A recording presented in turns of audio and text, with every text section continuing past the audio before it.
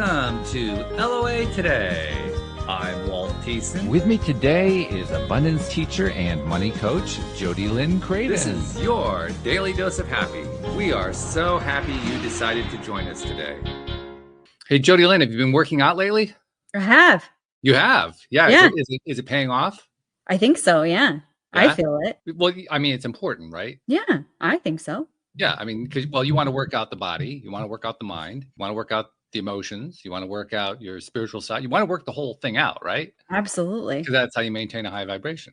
Yeah, it's all connected. So it's really appropriate today because we're being joined by an entire dojo today. Ooh. I mean, it doesn't get better than that. It's the Digital Dojo with Dana and Colleen, and we're going to learn more about them in just a moment. But first of all, Dana and Colleen, welcome for joining us today. Welcome to the show. Welcome and thank you for joining us. And well, first question I have to ask you is, where did the idea of the dojo come from? I mean, is it really about working yourself out in all four areas? We are so happy to be here. We're thrilled to be here. Thanks for having us. Much.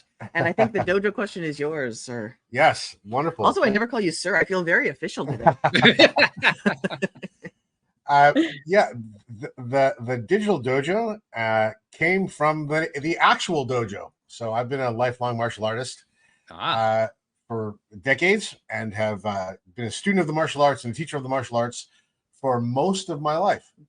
And the Digital Dojo sprung from our desire to share the lessons of the actual physical dojo online to make it more accessible to people who may not ever have any real actual desire to step into a physical dojo.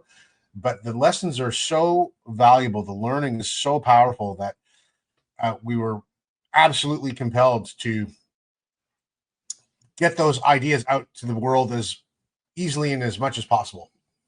I love the idea, and I love what you're trying to do with it. Yeah, I especially love it in the context of what I personally have seen lately in martial arts circles, because I can remember back when the whole idea of martial arts being as much spiritual as it was physical was a big deal. And that doesn't seem to be as true anymore. And it sounds like that's what you guys are emphasizing. I am grateful to you guys for doing that. That's amazing. Well, thank you so much for saying that. And I couldn't agree more, actually. Mr. Miyagi would be sad. Oh, yeah. It's and I think when I got going, in the 70s, that was much more of kind of the zeitgeist that you're speaking to. And it's the return to that place is, so I always say that people start the martial arts for different reasons than they stay in the martial arts, actually. So I stayed in the martial arts for that very feeling and that reason, because it brought such tremendous value to my life. And I got to share in such tremendous value with others in such a consistent way that it just became part of my calling, part of my purpose. That's fabulous. Yeah. I think that we kind of lost something when the whole concept of mixed martial arts fighting came in. That it did something to shift the cultural perspective about what martial arts was all about. Yeah, it's so amazing that you say that, Walt, because many people automatically assume that I'm a giant fan of professional mixed martial arts and the UFC, and that I'm at every event and I watch them all. And the truth of it is that I don't actually. I've actually trained with and trained some professional fighters. I've trained some fighters and worked with some fighters at that level. And I will watch UFC competitions as an exercise of study. But as far as the dynamics of the prize fighting aspect and the competitive aspect of it, there's many things that that are unappealing to me about that iteration, unfortunately. And it's spread martial arts and the awareness of martial arts to a larger audience, which certainly has its benefits. But I do sometimes wrestle with the message it's sending in comparison to the tradition of martial arts that I came up in. Do you see that as a trend that's going to stay with us for a while, or do you think it's because the pendulum's going to start swinging back? I think the pendulum's already started to swing back because when the mixed martial arts, when the UFC sort of got fundamentally popular, the view in martial arts was a very spectacle-driven kind of dynamic, right? So it was an event, it was a spectacle. It wasn't really a competition. Right. It was more of a spectacle is the word that keeps coming up. Like WWE. Jody Lynn, the alignment of the WWE and the UFC is like the model is very similar. Yeah, so you're exactly right. And what I think is happening now is that instead of it being so an anomalous spectacle, it's now mainstream, ubiquitous, and kind of everywhere. Mm-hmm. So in a way, it's oversaturated. So it sort of turned down the spectacle power that it uses to draw people in, if that makes sense. Mm-hmm. So I think that's part of the pendulum swing, because when the UFC first came out, people were wanting to train and were excited to train because they wanted to be, tough and beat people up, essentially. Mm-hmm. That's not what the spirit of it was necessarily, but that's what the result was kind of predominantly. Now it's sort of swinging back the other way, where people are like, well, I have no interest in ever competing or actually ever being in a real fight. Mm-hmm. And thank goodness. But the physical fitness benefits, the mental and potentially spiritual benefits are starting to kind of take center stage again, because you've got, the influx of a lot of families that want to, mom and dad want to train, the kids want to train at various ages. So they're asking and reaching for it to be a little more wholesome than the, no holds barred, anything goes fighting roots that it started with. So I think that pendulum swing is kind of already in motion, Walt. I'm hoping that it is in many ways already anyway. I think that you're probably touching on something important here. I would even go so far as to say UFC isn't really the reason why people got into martial arts to fight. I think that has a much more fundamental basis. My latest way to describe that is a term that I've kind of pieced together over time. It's the idea of victim psychology. Wow, I'd love to hear more about that, for sure. And I believe that victim psychology has so heavily permeated all of society, and we're talking about globally, not just here in the US, but or even North America, globally, first world, second world, third world. I mean, it is everywhere. And it has been such a major thing going on because people identify with it. They identify, I'm such a victim, and now I have justification for feeling like a victim. Yep. And of course, one of the ways that you can literally combat victimhood is I'm going to fight. I'm going to fight my way out. So I think that's really where it's actually coming from. But by the same token, something I've noticed, Jody Lynn and I have talked about this a lot. We've noticed that there is a definite trend going on that moves toward, I guess, what I might generically call greater self-responsibility, a greater sense of let's develop me, make myself a better person. I am the source. I am the common denominator of all my problems. I'm going to stop blaming everybody else. It's going to be about my development so I can live a better life. That I think is actually taking a greater hold on society, one little bit at a time. It's not happening quickly. Yeah, I would agree. Well, I think part of what that does, when you look at trauma psychology, and we use trauma psychology a lot in the work that we do, in the teaching that we do, but the definition we use of trauma is anything that you're not well resourced enough in the moment to entirely process.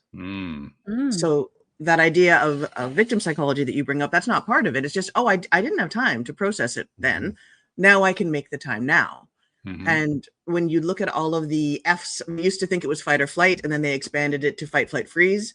Yep. And now they're adding in fit in and fawn, or permutations thereof.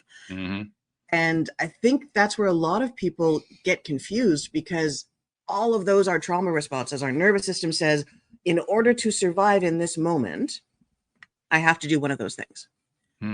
When we don't understand what that means, then we think, oh gosh, I'm just somebody who tries to fit in all the time. What's wrong with me? As opposed to, no, some part of me thought that was essential in the moment. Oh, that's interesting. Let me figure that out.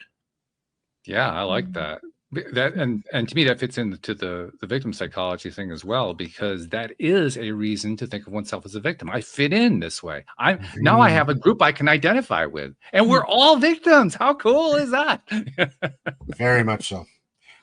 Yeah. And victimhood sort of resides in an area where fundamentally, whether we're conscious of it or not, the way we would language is that it makes you sacrifice your self-worth, right? So you give up your self-worth being the view of your own value as determined by you in order to gain self-esteem, which is the view of the way that others value you, so that you can then fit in, that you can then be a part of. Which is ironic. It's really ironic because, of course, true self-esteem has nothing to do with how other people value you. But that's literally how it's framed. You're absolutely right. Very much so. And I think that feeds right into what you're talking about, Walt and Jody Lynn, the idea of, well, I have to barter and I have to trade off my value and meaning in order to be accepted. Yeah.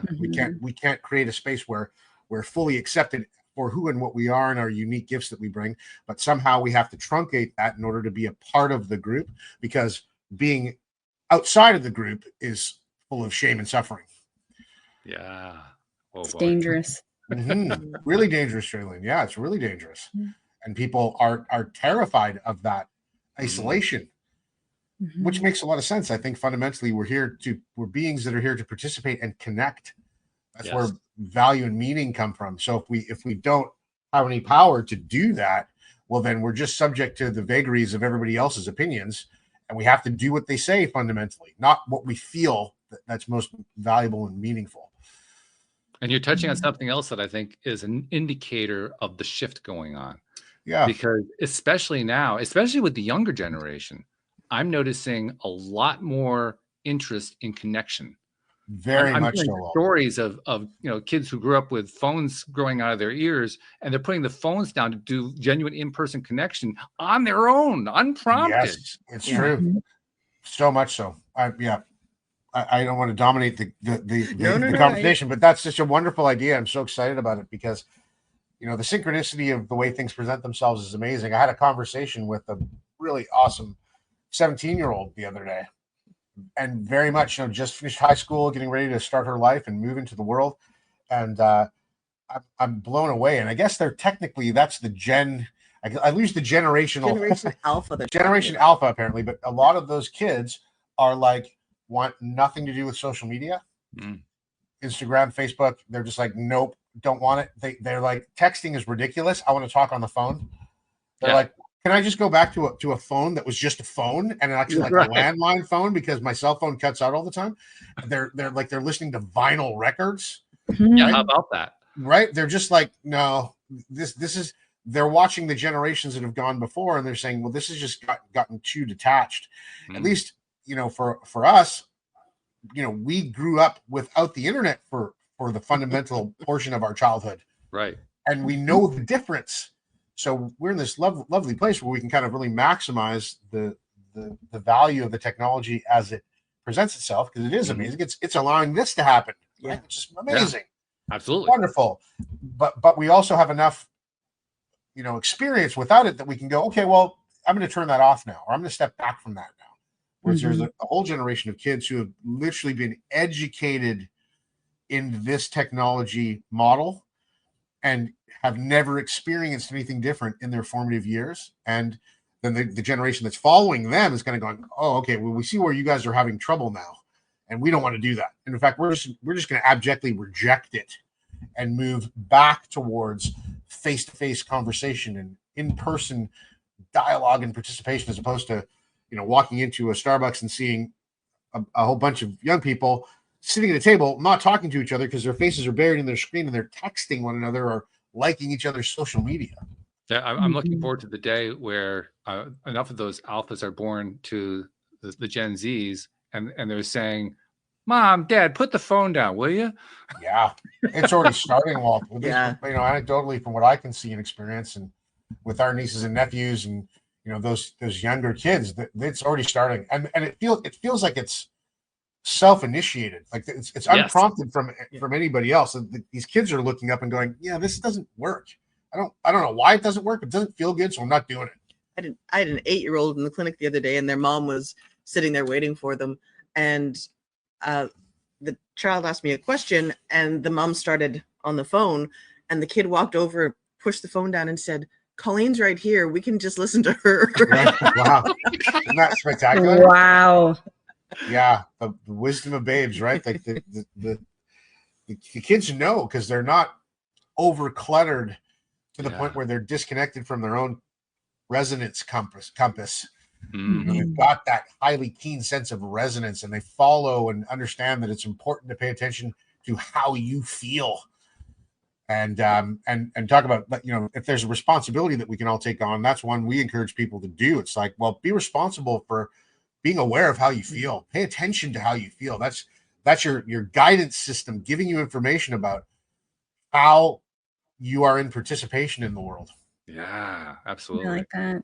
Yeah. And how cool that kids are actually just adopting that on their own. It's fantastic. It's so I was never mind, you know, refreshed or reinvigorated. I was humbly grateful and powerfully moved by this young person I was talking to, and the wisdom that was coming out of her in terms of how she was going to apply these ideas to how she showed up in the world.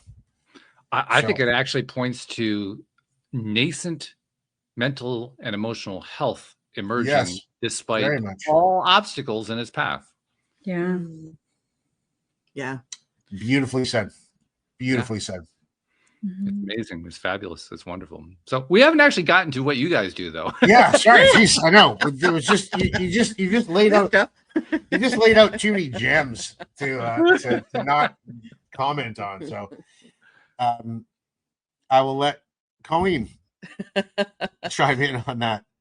We do a lot of things. Dana's a coach, and I do traditional Chinese medicine, integral medicine, and then together we do NAP and the Black Belt Mind. So a lot of what we do is get people excited about being able to choose how they feel better, which is why we were so excited to talk to you today, because that's your jam. That's what you're spreading to people. Oh yeah. Just keep talking. We'll just sit back and go. Yeah. We'll just enjoy. That's a heck of an invitation. Thank you.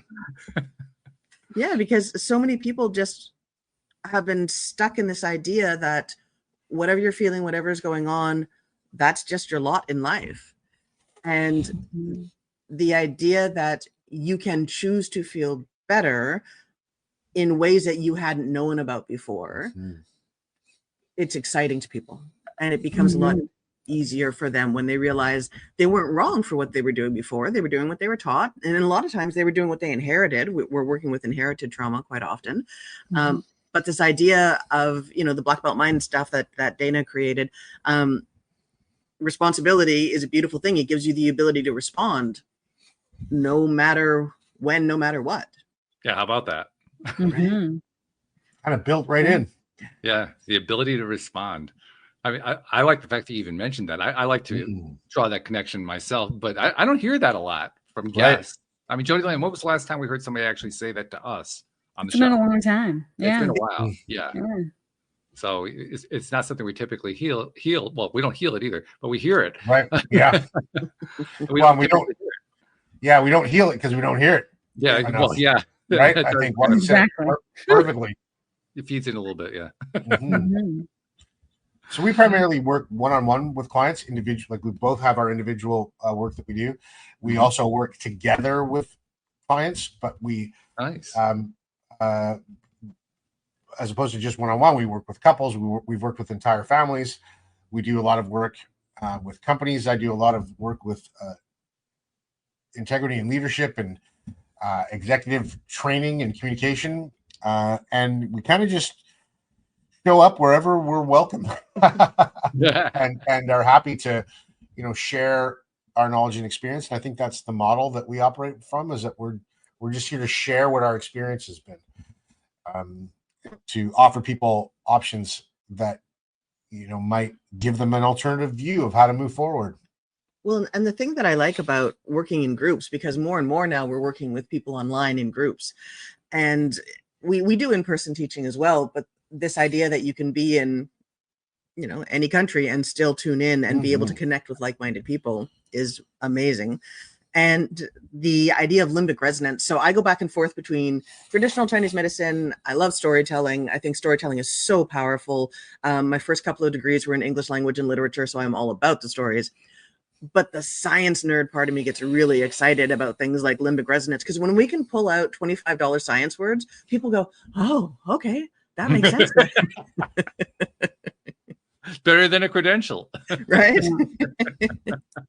So something like limbic resonance, where the limbic system of the people you're talking to starts to entrain along with what you're doing. And then as you lower your nervous system activation, they lower theirs. As you lean in towards healing and change, they lean in as well.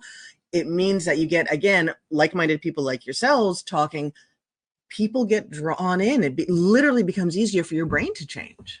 Yeah, absolutely. And you made mention of the fact that you guys are involved in online groups. You told us before we got going here, you have a group coming up called the Happiness Pod. What's that all about?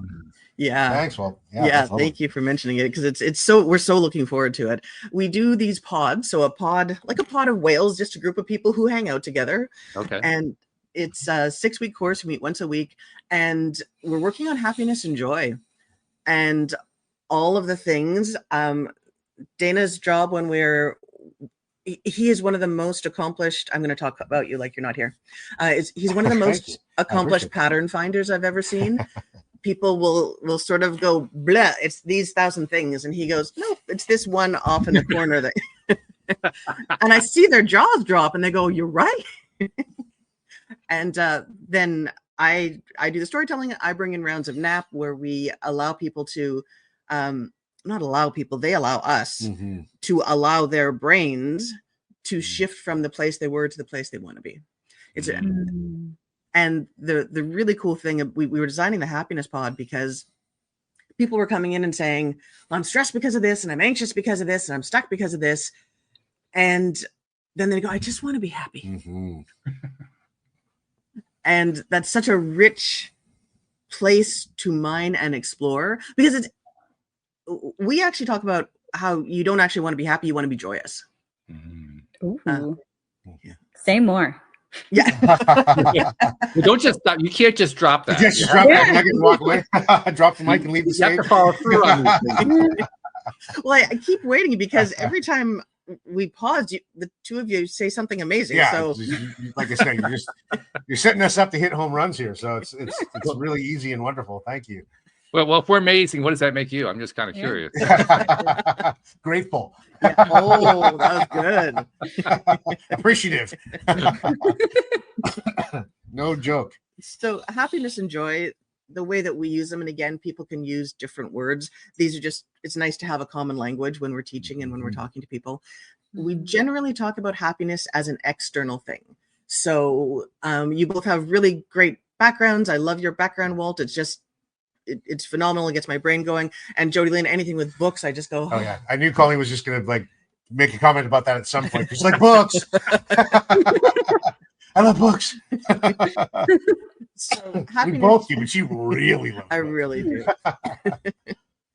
And so the beautiful thing about happiness is external. I see the books, I get excited. We can talk about some of the titles on the shelf.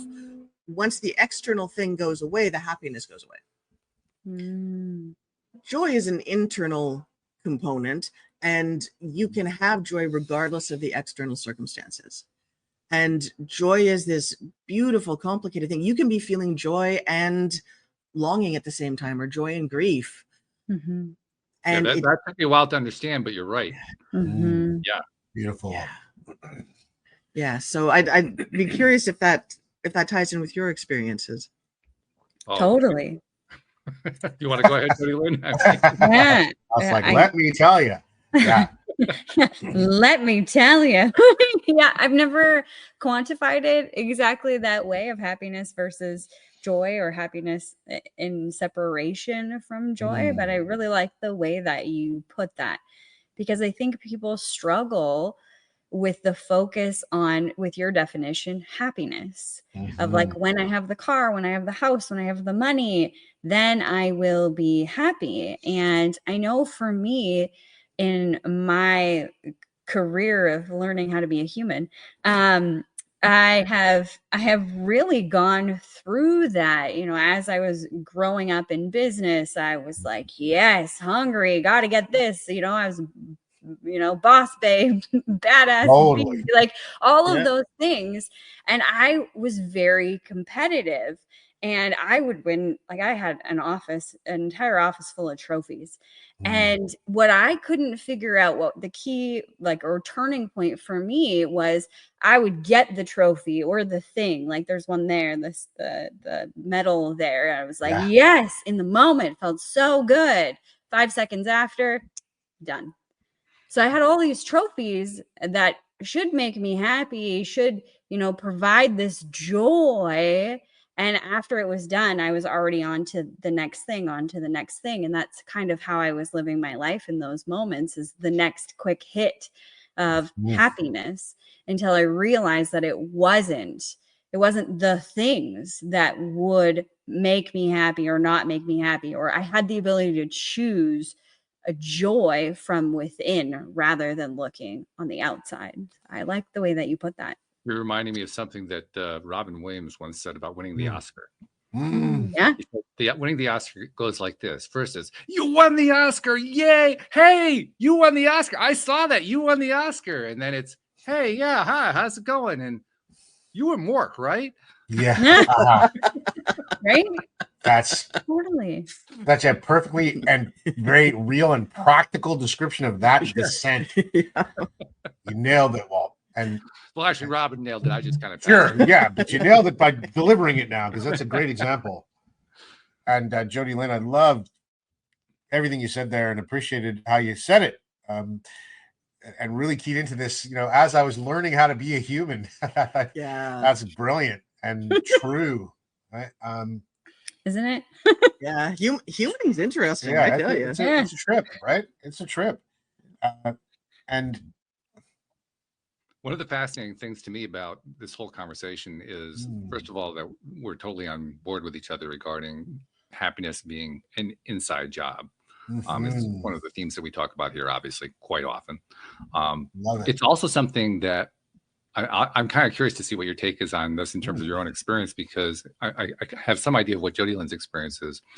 With myself, like if I'm interacting with people, particularly in a situation where maybe it's like a Facebook group that everybody there is trying to solve a particular kind of problem, they're dealing with the same kind of challenge, or maybe it's a public group where everybody's trying to, maybe it's a class, everybody's trying to learn the same thing in the class, or something like that.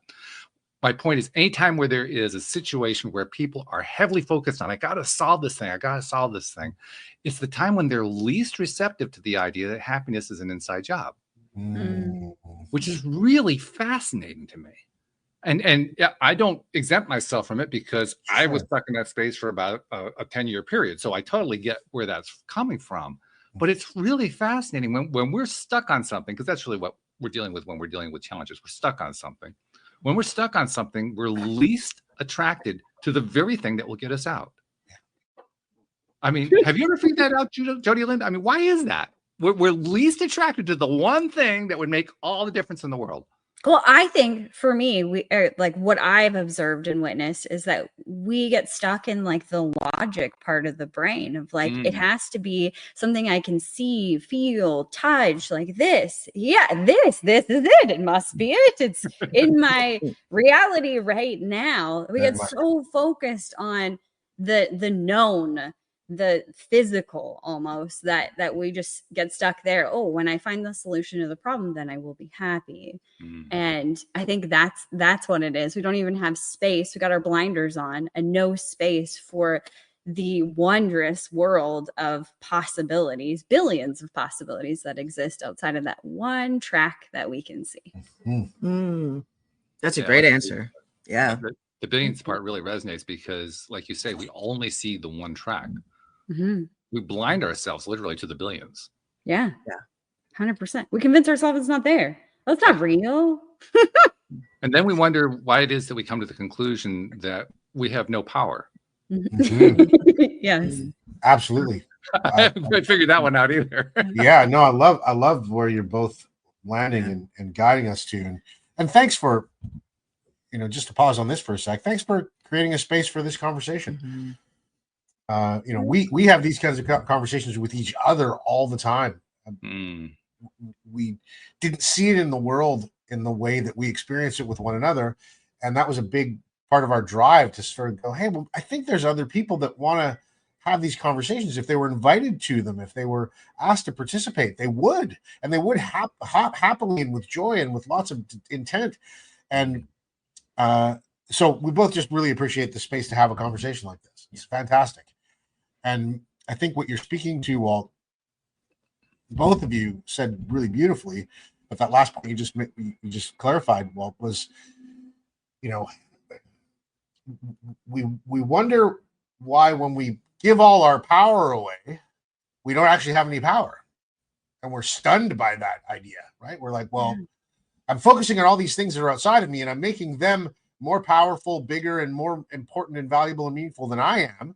And then I wonder why I don't feel valued and meaningful, why I don't feel like I'm on purpose, why I don't feel like I have, something to contribute that lights me up. And there's also something that goes with it. What goes with it is we are so good at giving it away. We can give it away, to use a popular phrase, we can do it perfectly so that we never have any power available to us. That's it. It's a tremendous amount of control to do, by the way. It really is. And while we're exercising this tremendous amount of control, we say we're powerless. Well, hence that that very real phenomenon you pointed out earlier, Walt, about the dynamic of the victim mentality, right? Yeah. Where else can you end up on that track, where everything outside of you is more powerful than you, and you're treating yourself as if, well, I only have power that external things occasionally and accidentally bestow upon me. That's a tough gig. Yeah, well, to me, it's just one more piece of evidence of just how powerful we really are. I mean, it has to be supremely powerful in order to pull that one off. You really do. Yeah. You really, really do. Well, and if I may slide in a neurology answer or a psychological answer, part of what happens when a trauma happens, anything that we're not well resourced enough to process in the moment, is our nervous system gets wired up and it says, okay, I made it through. I survived. Whew, I survived. Okay. I'd better go over that again and again and again and again to learn what I did in order to survive again. Yes. And every mammal in the world does that. It's super normal. It's just what we do. But the challenge is mammals will do it. They'll, the bear will lumber back and go, I ran into this human with pepper spray. I was just walking along and all of a sudden there was this pepper spray in my eyes. What the heck? But they'll reenact it. They'll spend their moments sort of trembling and shaking and getting through it. And then they're done. And we tend to do this thing where we cut that process short. We go, I don't want to think about that anymore. I don't want to think what else I could have done. And we don't give ourselves space to move to that moment of, oh, I can just move that chemistry as well by, I actually did survive. So whatever I did was probably pretty awesome. I can let that go more quickly. And I can lean into all those things that will bring me happiness chemistry, because when that chemistry cascades through, all the adrenaline, all the cortisol, all of those things that tell us that we're in fight or flight, they just dissolve under that joy chemistry. So learn, right? Yeah, so we learn our lesson, but also give ourselves that space to get through it faster. Yeah. I saw a video that I think it may have been an AI generated video, but it doesn't matter because it was a great video. It was a video of a black bear approaching the porch of a house.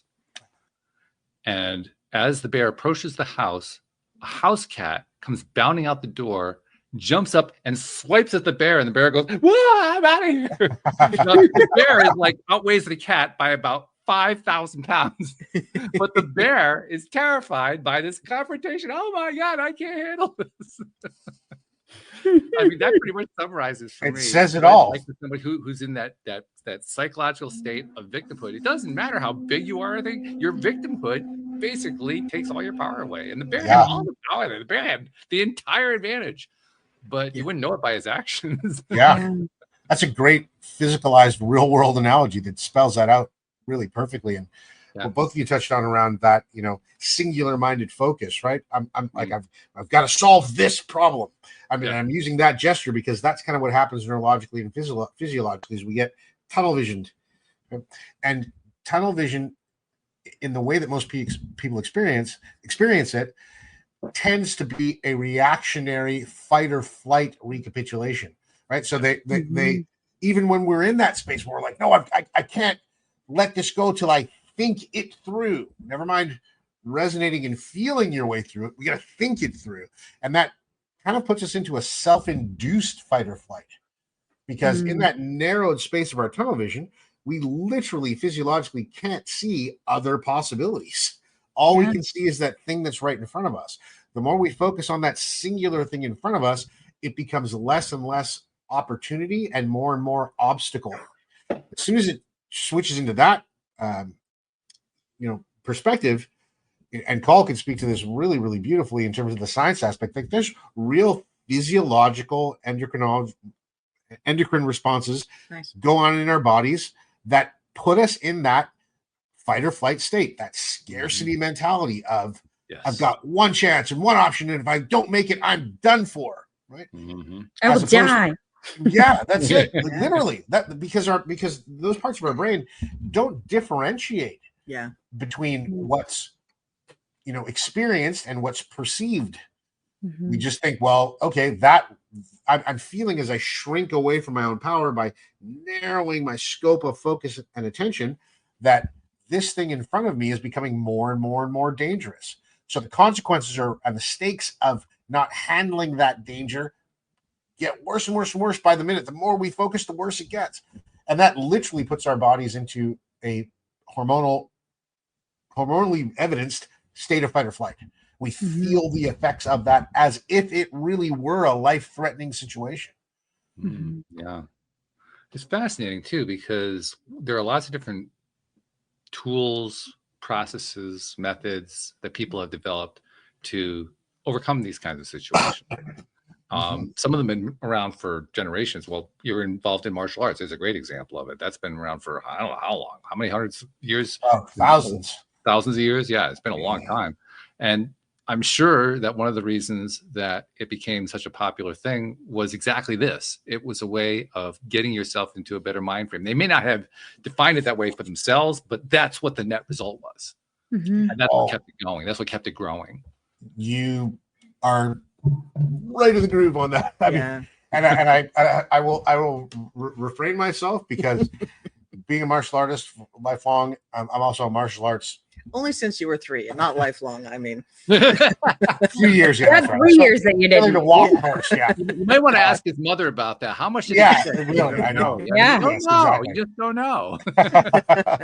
But I'm also a really passionate historian of martial arts, and there's a profound amount of truth in what you said there a second ago, Walt. And really, what's so exciting for me about martial arts practice and sharing the lessons I have learned from it, and being shared with by other martial artists, is that martial arts were developed as a tool and technology.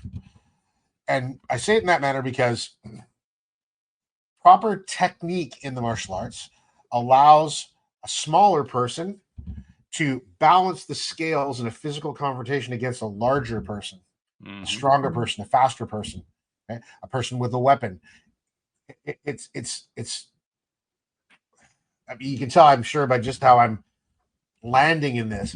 It's such an incredibly powerful awakening for a person to realize that if they build some skill with this tool, okay, they will experience themselves as more powerful than they ever thought possible. And then the beautiful thing about that is that when people really land in a sense of their own true power, they tend to just automatically become better people.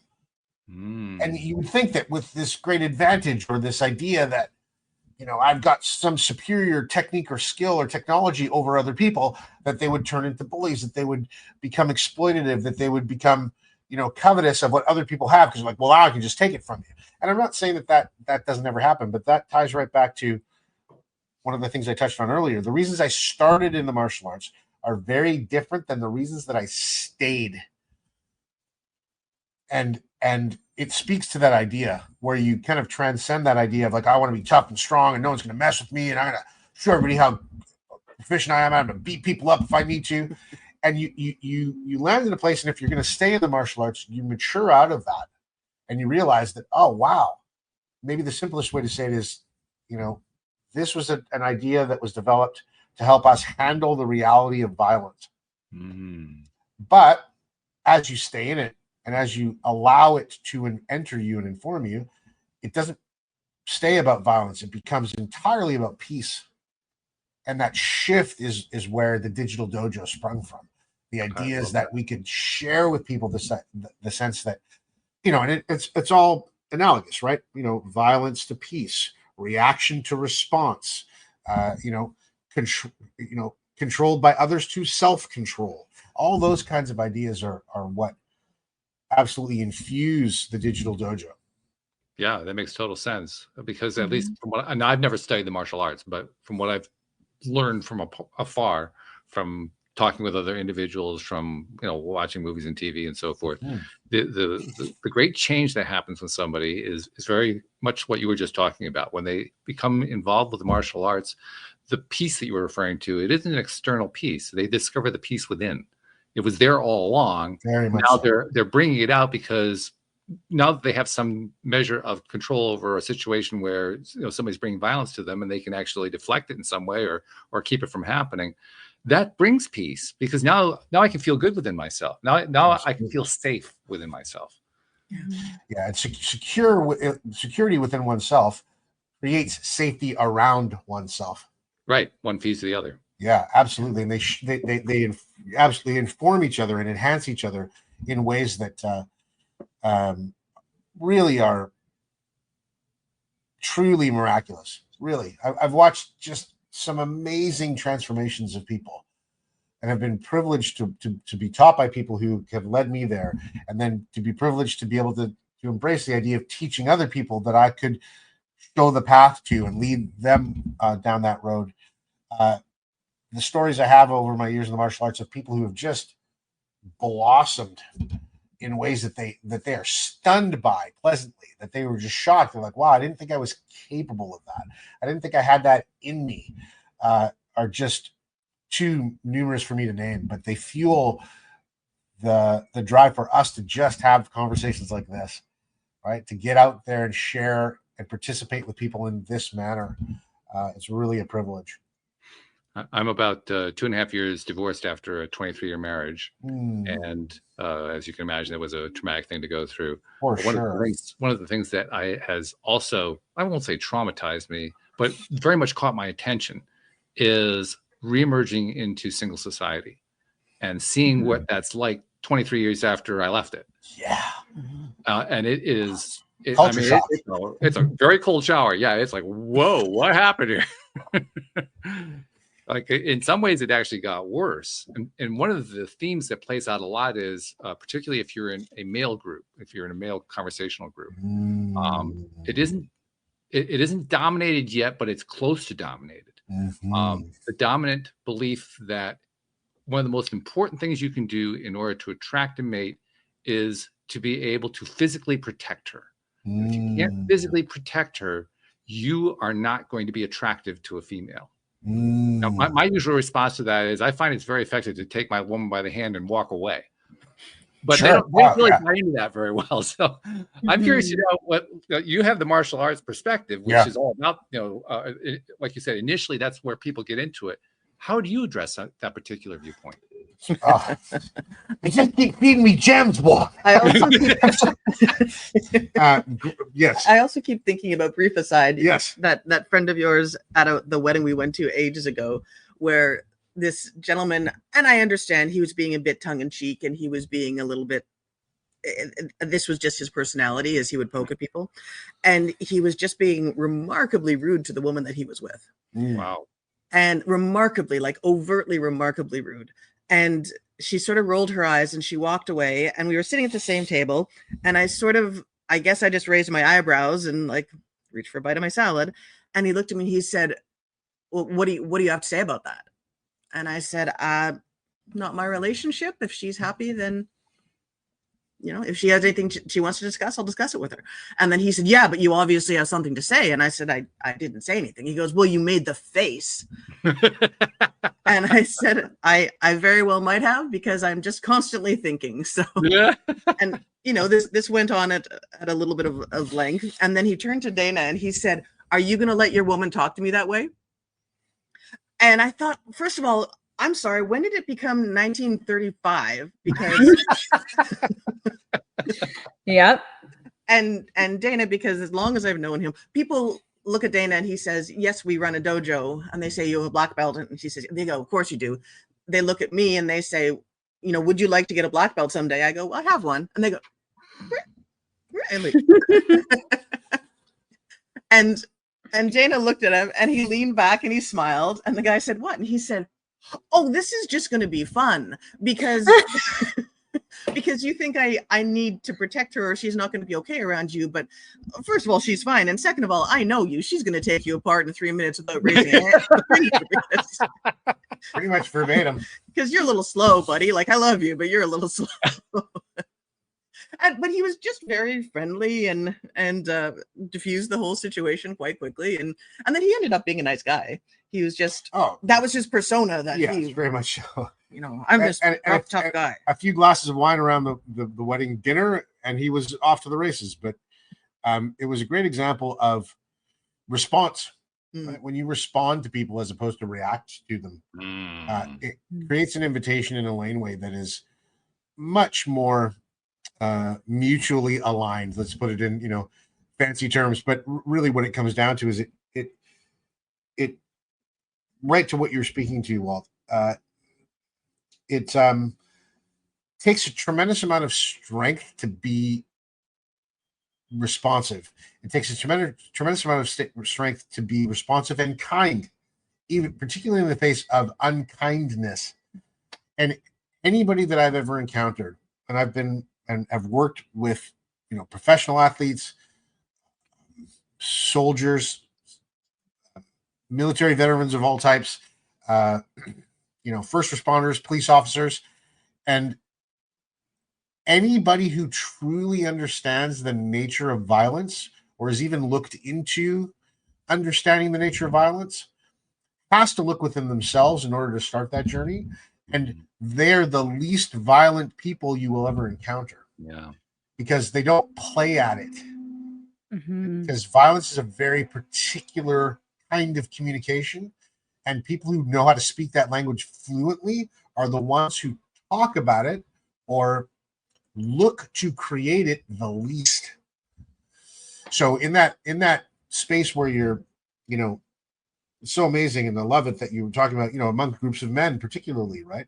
And this sort of this growing zeitgeist of like, oh, well, I'm redefining myself as a man, and that means I've got to, right, be able to protect my woman kind of thing. Really, I think what masculine energy can do beautifully in terms of protection is offer women and children and other men spaces to feel emotionally safe, because when we feel emotionally safe, we feel much less prone to being triggered and reactionary. And when we're much less prone to being triggered and reactionary, there actually is no need to protect anyone from physical violence, because it's not easily perpetrated in that kind of environment. I don't know how many times I've dismantled potentially violent situations by asking who is ever being agitated and triggering and aggressive and reactionary why they're so upset. Mm-hmm. Like, man, you seem... I spent in my university college days, I spent a lot of time working security. I was a bouncer at a lot of bars and different things like that. And I just often would quell, uprisings of people's reactionary behavior, anger, outbursts, ready to fight, by just acknowledging that they must not be feeling great in that moment. Like, what's going on, man? Why are you feeling so? What's happening for you right now? Stunning. I'd often get threatened that I was going to get punched in the mouth even more, but most of the time, people would just be stopped in their tracks by that. And it Lynn, you know all about that. You're a coach. I mean, that's part of what you do as a coach, right? Yeah, absolutely, absolutely. Yeah. And in that space, right? Viktor Frankl says it beautifully, right? In that space between, stimulus and response, there's a space of choice. And when you give people an opportunity to go, hey, well, we could do that, but I don't want to. I don't want to fight with you. I have no desire. I'm feeling peaceful. I don't want to agitate that. I don't want you to not feel what I'm feeling. I want you to feel peaceful too. How about we just do this a different way? It's been stunning to see the impact of that. And I think if, we are being called to examine, sort of the traditional role of men and traditional role of the masculine, I love to inspire people or to introduce the opportunity for them to examine it from that standpoint. Well, not about being a big tough guy, but being a good man and protecting safety as opposed to material things or others from, their own reactions, right? Let's create a space where we focus on making sure that people are feeling safe. And oftentimes that makes us understand, and just to wrap it up, that the person who's getting aggressive is because they're afraid most of the time. That's right. They're afraid of something. And if you ask them that, and if you ask and they answer honestly, and then you're able to ask them, well, what is it that you're actually afraid of right now? 9 times out of 10, they'll tell you. Mm-hmm. And then everything is diffused. So I think that we can all keep each other safe much more effectively in that way than puffing up our chests and throwing fists. Mm-hmm. And this is from a perspective of a person who's spent a long time throwing fists and training and learning how to do it well, right? I love that. It also occurs to me that there's a thing that goes on these days. I've encountered it in the singles men's group, particularly, where there's like one spokesman who comes forward who is the spokesman for the macho side, right?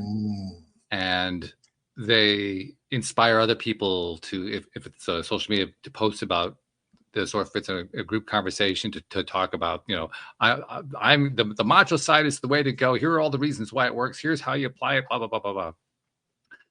And I found myself coming to a decision point. The decision point was, first of all, do I want to stay in the group? Mm-hmm. And secondly, if I do want to stay in the group, how do I want to counter this? Mm-hmm. Now, you presented an excellent way to counter it. I like what you said. What I ended up doing was a little bit different. I decided to simply stick firmly to my beliefs and to set boundaries around them, so that if the other person was saying anything that traversed that boundary, I'd say, you're crossing the boundary. And here's why I don't buy into the way you're crossing that boundary. Awesome. And it actually turned into, it wasn't a physical confrontation, well, obviously, because it was online. Sure. But it might have, it could possibly have been physical if we were in person. I could see that it could have turned that way. Mm-hmm. But I just refused to buy into anything that they were saying. And I started contradicting everything that they were saying. I said, sorry, I think you're absolutely wrong about that. I think that instead of this A, B, and C of macho, I think there's the D, E, F of beta. It's a whole lot more powerful. And I go in, they would throw terms at me. They throw, this is all the vernacular label on you. So I'm going to put this label on you and say, well, hey, the label is actually an indication that my position is better than yours, and here's why. I would embrace what they were throwing at me. And a really fascinating thing happened. Others in the group who had kept silent started over time, after this confrontation happened, they started to emerge and to express their viewpoint, to the point now where the macho voice has almost been quelled. Yeah, beautiful. Because they're seeing that despite all of their efforts to bring everybody on board, we got to make everybody the macho man because that's how we're all going to get the girls. it's not resonating. It's not being picked up. And but I think it's because it's so superficial. It is. Like everybody is looking for safety, like you were saying, Dina. And I don't think having big muscles, like I saw this video the other day. It was like farm boys against gym rats. Right. Yeah. The farm boys kicked the gym rats' asses, like put the head down. Like that was it. And you look at them and like the farm boys, they're a little portly and whatever. It's not about that macho, the muscle, I can beat you up. It's about being able to stand in your center and be strong and powerful and resonate that out in a way that doesn't make people feel like they need to fear you, like you're going to hurt them. Absolutely. That this is a safe space for them. I think that's like real masculinity. I think you said that beautifully, Julian. Well, and I'm so curious, Jody, then, because if you're, leading up to the work that you're doing now, if you were the person who kept going in and winning awards and winning prizes and being the top one, there must have been people around you who were less than pleased that you were winning. And how did that dynamic play out? Like, how did you work with that dynamic? Oh, I was super masculine, and I was very I was very self-centered. I was very different than I am today. And not that I was a bad person, but that, oh, well, you're winning. People in my circle would use the negative side of it to drive me, because it would make me feel less than. Oh, it's just a trophy you got last week. Like, you were in what? Like Robin Williams, you were in what? And so that would like ignite fire within me to fight harder, because I never felt like I had any worth at all. So I would come against these confrontations, if you will, of like winning, and it would be like, I have to win or I'm nothing. So it was really hard to move through that period of time, especially when you don't win. Like I won a lot, but I didn't win every time. There were things that I didn't do well or whatever. And it would eat at me like, I'm such a horrible person because of this. And that trauma, that experience, understanding that the outside things, like we were talking about before, the outside things that create happiness, that is one part of the story, but not the entire story. That took me a little longer to figure out. I mean, you don't look like you're 100, so I don't think it took you that long. I'm a quick learner. I'm not 100. I just turned 40. Yeah. And you wear it beautifully. Thank you. I'm aging backwards. Nice. That's the thing to do. Yeah. But it's interesting, because in all of my previous careers, like I started a career in safety in the oil field, and then I moved to finance, and now I have a brokerage company and I have a coaching company, and we have a farm and a million other businesses. We're serial entrepreneurs. But I resonate with this conversation of like being powerful and having to be like mean when I got into safety. Because I look really young, like I look younger than I actually am. And like when I was in my early 20s, I really looked young, baby face, like cute little cheeks, whatever. I'm also blonde, which I have always thought there was a stigma behind being blonde, and I'm bubbly. So like, she's the dumb blonde. And I always felt like I had to be an asshole, or I had to be so strong for them to listen. And the more that I tried to assert myself in that dominating role, telling people what to do, the more it backfired on me over and over and over again. Like I would just run up against it every time. All these boys on site, all these men, they had no respect for me. Not only was I young, but like I was trying to assert this dominance over them to make them do what I wanted them to do.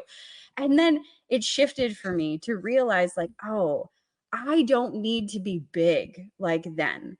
And I don't need to be strong like them. Like, I have other skills and abilities that I can bring to the table that make me valuable and good at what I'm doing inside of this role. And the more that I eased back and allowed people to come to me and created that space of where they could ask questions and we could work on things together, the more I would see people shocked that I had a brain. For one, Colleen, you were kind of talking about that shock that you have, the black belt, right? I would just wait for them to come to me and ask me questions and then just pull something eloquent out of my butt. And they'd be like, oh, shit. Okay, great. And then I'd be like, she does know what she's talking about. Yeah, absolutely. Yeah.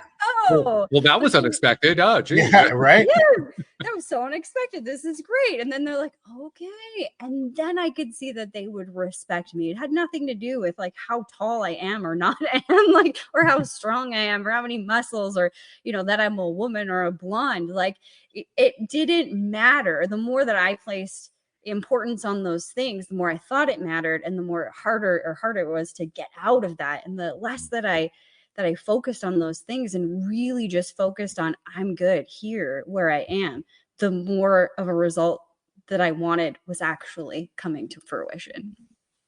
Awesome. Absolutely. Amazing. Yeah. It resonates so powerfully with just some very simple things that we sort of not take for granted, but we speak on in the dojo all the time. The idea of, well, do you want to look strong or do you just want to be strong? Right. So you can focus on looking strong, or you could just be strong. Yeah. And one of the lessons that is so beautiful, like some of the best black belts I've ever trained and we've ever participated with, all the way up from like the competitors to just the person who's coming in to get in better shape and have a community to attend and enjoy their time with other people in a physical space, have been women. And part of the reason why is because women just tend to listen better. Okay. And the reason why is because they're not walking in with the expectation that they're going to have physical strength and prowess to dominate anyone. Right? So they pay attention to the techniques. You can teach a woman a technique and she will listen and she will watch you and she will model it and recreate it along the lines of what you were trying to show her. And then she will get feedback based upon her real world attempt and then listen to the feedback. It's amazing. Men tend to come in, especially, and we see it all the time, right? Where sometimes I will get, our higher level female black belts to, there's that young 22-year-old buck that just walked in who's an ex-college athlete and he's 6'2" and 225 and full of muscle and strength and vigor. Who men tend to come in thinking that they don't need to learn anything. It's going to be an environment where they're just going to show off how much power and strength and force they can generate already. Never mind technique. I don't need technique. I'm an athlete. I've got skill. I've got the skill of strength. So women, what women tend to learn to the dojo is that their ability can be enhanced by technique to make them feel and actually express in a more powerfully physical way than they ever thought possible. Okay? Yeah. And that men come in and they realize that their physical strength and natural, predetermined, physical dominance doesn't count for anywhere near as much as they thought it did. So that's an amazing thing to witness, right? Wow. When you see, a person Colleen's size get into a sparring situation and easily handle a man my size and have that man in a sweaty, panting mess after we're done the sparring, where she'll look like she barely made an effort. It's powerful. And then what's wonderful about that is that if that man can relax, and we talk about it as in if he can let the techniques in, if he can let the art in by being soft and pliable and humble, he's going to learn about himself and grow and become more effortlessly proficient than he ever thought possible. So these are the kinds of lessons that I feel like it's honestly, and not to be bombastic, but it's my duty to share with the world, because just like you did in your situation with the men's group, Walt, I've encountered that so many times. And you're a really beautiful example of, and you too, Jody, with your stories of being on the job site with in the oil patch, right? I've got lots of friends who've worked in that industry. I know what it's like. It's rough and tumble, but you both, whether you would put it in this language or not, hit a point where you clicked over and went, okay, well, do I want to look strong, or do I just want to be strong? I'm just going to be strong. And it reorientates our intention and our perspective of what's possible in any environment, and how kindness and mindfulness trump force and aggression and power pretty much every time. Wow, that's the summary of the show right there. Didn't even mean to do that. I'm so engrossed in our conversation. That's wonderful that was a happy synchronicity there that showed up. Well, I'm glad we got. I mean, because the hour is up. I'm thinking, well, this Oh is my God. another 2 hours, and we can't do that. So I'm glad that you found a way to tie it, because otherwise I was in trouble. I'm stunned that it's been an hour. Yeah, It's amazing, and it's always the case that when we're most surprised, it's because we've had the most fun. I'm stunned. I haven't looked at the clock at all. Yeah. That's amazing. It just flies by. The only ones there are too many of these. The only ones that really go slowly are the ones where Jody Lynn and I are like gritting our teeth, because the guest is just so one-dimensional. We just can't get them to go anywhere. Sure. Yeah. Can't go fast enough. And are we close to the end? Oh, it's only 15 minutes. Oh no. 7 minutes has gone by. Yes. It feels like 8 not today, hours. though. 5. I don't know. Yeah. Not today though. Well, today amazing. went by And fast.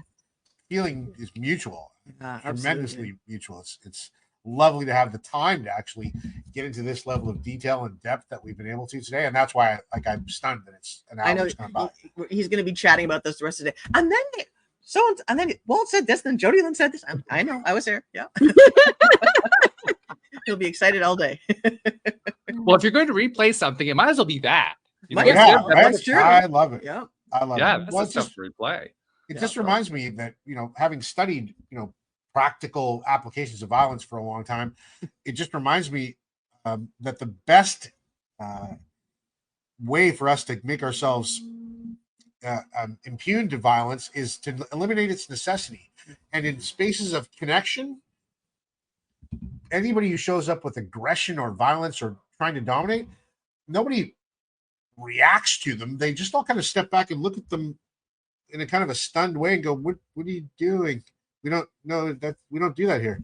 So you can join us, or you can go over there and do that. But this space of connection is really what makes us violent proof, actually.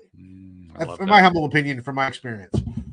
So the name of your pod that's coming, the Happiness Pod, and that's a group that's going to be starting when? When's, give us the details on all of it. Yeah, that's going to be starting September 18th, I believe. That's right. And it's going to be once a week, 2 hours on a Thursday night. And one of the things that I really love about the work we do in the pods, I will jokingly say, we'll gather information from people, see what direction everybody wants and could really be served by going in.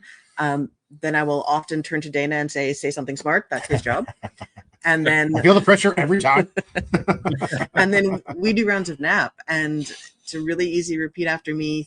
I always call it a game where we get to go back and reclaim all of the things where we felt powerless and didn't realize we had capacity, when we felt like the world was happening at us or to us, or we're ashamed of the choices we made. All of those things, we get to go back and reclaim them and reframe them. Beautiful. So, yeah. Excellent. So, and somebody who wants to look into that, how do they find you guys? Yeah, they can go to thedigitaldojo.net, and we've got the upcoming pod up there. We've got tons of videos up there. We always want to make sure that we have information for people, no matter, if they're like, I'm not sure what I think of you guys, I will listen to you for 3 minutes in one video. Great. We've got tons of videos, tons of ways in. And all the places where the things that we're so afraid of, right? Looking back and going, oh, I used to do this. That's okay. Right? That's part of, I think, the work that you're doing, and it's absolutely part of the work that we choose to do. It's going back and saying, you're not broken, you're becoming. You weren't broken then. You were doing what you knew. Let's go back and figure out what in there was useful and how you want to make that more powerful and more joyous moving forward. Yeah. What a great way to express appreciation that is. Easy to do in this environment, both of you. Thanks so much. You've honestly, I find spaces like this of safety and comfort a great joy to participate in, and this is where the our evolution is going to come from, right? It's like these small groups, these small pockets of safety and comfort where we can just land, be ourselves, engage and participate with some joy and have some fun and share some important things. It gives me a lot of hope. So I appreciate you both, and I appreciate the space to do that, because this is the way that we're going to settle what feels like this incredible amount of turmoil and chaos that's going on in our external world right now. The solution is coming from spaces like this. Yeah, I think we all agree on that one. You guys were telling us before the show, and I think you kind of alluded during the show, that you checked out some of our previous podcasts, and so you know that we have a couple things that we do at the end of the show. One of them is I go to Jody Lynn, because she's amazing, first of all, and second of all, because she's really good at this, to kind of tie the whole thing together. Jody Lynn, you got lots of material today. I know. How are you tying it together We today? aim to over-deliver. I think this is Walt's version of "and say something smart." Yes. Say something smart. Yeah, that's right. And also, Odina, I always feel a little bit of pressure too, but right? I run on that. I know you'll give it your best, Jody Lynn. Yes, I'm going to pick up on something that you guys said, and I'm going to butcher it. I'm sorry, Colleen. But you had said the space between, and there were some other words in there, whatever equals choice. That's what I wrote down. And I think this conversation has been a beautiful reminder of that space between action, the space of this conversation, the space of the breath, the space of simply being, and the space inside of that space, having the ability to choose another possibility, choose happiness, choose joy, choose love, and really choose the authentic power that comes within of choosing yourself. So thank you for that beautiful reminder today. Oh my gosh. I'm going to make that my new ringtone, what you just said. No. Please do. Yeah, that's wonderful. It's been super easy to make that choice in the presence and the company of you both. Thank you. Well, I've got one more thing to share, something that I've been doing for the last few years, because of the era that we live in. I noticed that we do something that we don't really pay much attention to. We're all sharing now. I mean, that's a common denominator of anybody who appears on the show. But it's also something that plays out a lot more in broader society. There's a lot more sharing that goes on. It happens largely because of the internet. I mean, that enables it more. And we end up sharing things like you have your happiness pod, you have your pods that you do, but you also did this podcast, and you probably do other podcasts, and you probably post on social, and you're doing all this stuff to share your message with people that you've never met, and you don't know what they're doing with it. And the thing that I noticed is people benefit from that, and we don't get credit for it. So Dana and Colleen, on behalf of those people you've never met, never seen, never will meet, never will see, who you've been helping in ways you didn't even know about, on their behalf, thank you for what you're doing, because you're making a difference. Yes. Thank you. Thank you both. That's Thank you amazing. very much. That's lovely. Yeah. And deeply grateful for those words. And for you doing the same. Yes, absolutely. You were much more eloquent. Right back to you. Thank you for you doing the same. That's just years of practice. That's all it is. You make enough mistakes over time, you actually are good at something, Sure, right? You have to be willing. You have to be willing to fail first. You have to be willing to make those mistakes first, right? And that's how you know you're actually learning. I'm proud of the fact I'm really good at failing. I'm like really, really good at it. Well, we say in the dojo all the time, the transformation that goes from white belt to black belt is this. It teaches you to understand the value of not win or lose, but win or learn. Yeah. And with that focus, you can build a kind of capacity and skill and an experience of your own courage in ways that will blow your mind consistently, right? Fantastic. Be willing to win and learn, because then really learning is just another form of winning. So you're never really losing ever. That's true. Yeah. I love that. So thank you, Dana and Colleen. Thank you, Jody Lynn, as usual. You're welcome. Thank you to our podcast listeners everywhere. And we will see you all next time here on LOA Today. Goodbye, everybody.